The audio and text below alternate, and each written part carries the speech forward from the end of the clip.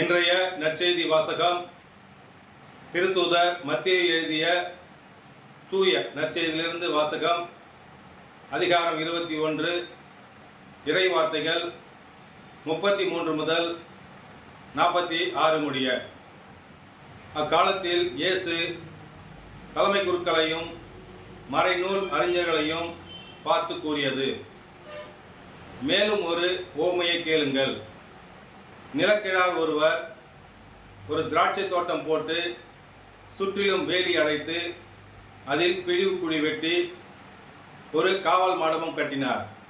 பின்பு அதை குத்தகைக்கு விட்டுவிட்டு நெடும் பயணம் மேற்கொண்டார்.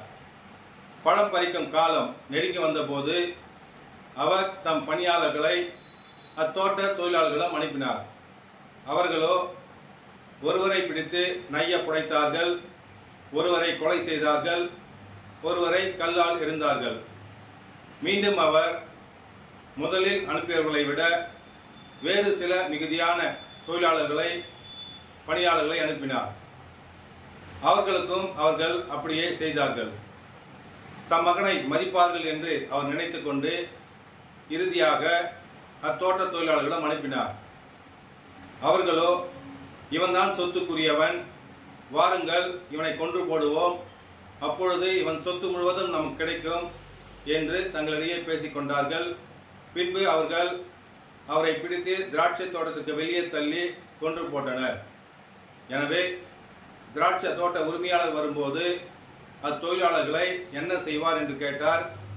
அதற்கு அவர்கள், அத்தீயோரை ஈவு இரக்கமின்றி ஒழித்து விடுவார், உரிய காலத்தில் தமக்கு சேர வேண்டிய பங்கை கொடுக்க முன்வரும், வேறு தோட்ட தொழிலாளர்களுக்கு அதை குத்தகைக்கு விடுவார் என்றார்.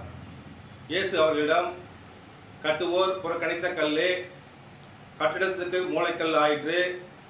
ஆண்டவரால் இது நிகழ்ந்துள்ளது, நம் கண்களுக்கு வியப்பாயிற்று என்று மறைநூலில் நீங்கள் வாசித்ததில்லையா என்று கேட்டார். எனவே உங்களிடமிருந்து இறையாட்சி அகற்றப்படும், அதற்கேற்ற முறையில் செயல்படும் ஒரு மக்கள் இனத்தார் அதற்கு உட்படுவார் என நான் உங்களுக்கு சொல்கிறேன். இந்த கல்லின் மேல் விழுகிறவர் நொறுங்கி போவார், மேலும் இது யார் மேல் விழுமோ அவரும் நசுங்கி போவார். தலைமை குருக்களும் பரிசேயரும் அவருடைய போதனையை கேட்டபோது தங்களை குறித்தே அவர் கூறினார் என்பதை உணர்ந்து கொண்டார்கள். எனினும் அவர்கள் அவரை பிடிக்க வழி தேடியும் மக்கள் கூட்டத்தினர்